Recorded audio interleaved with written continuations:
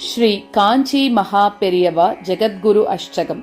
నమస్తేస్తు గురునాథం కాంచీపీఠం సురపూజితం దివ్యజ్ఞాన అభయహస్తం కాంచీం జగద్గురుం నమోస్తుతే.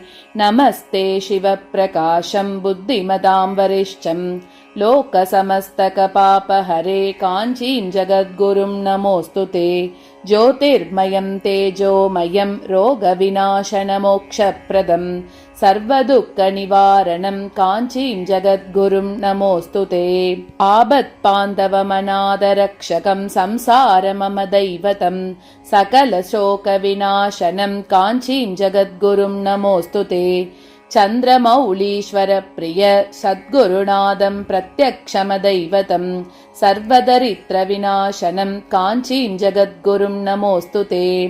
సుమనోగరమపార కరుణామూర్తిం పరమాత్మభావం భక్తజనమిత్రం సౌభాగ్యదాయక హరే కాంచీం జగద్గురుం నమోస్తుతే.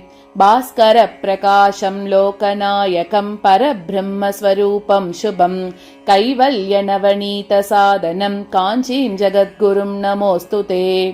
జ్ఞానసాగరం కృపాసాగరం మందహాస అరవింద సంకాశవదనం సత్యసంరక్షణం గురు అవతారం కాంచీం జగద్గురుం నమోస్తుతే.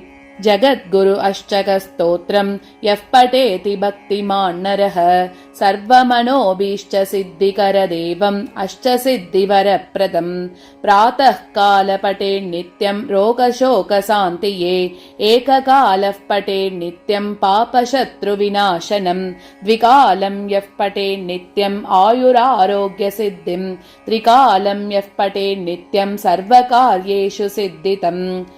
శ్రీ జగద్గురుం నిత్యస్మరణార్థం సర్వమంగళాని భవంతు. ఓం శ్రీ చంద్రశేఖరేంద్ర సరస్వతి గురుభ్యో నమః.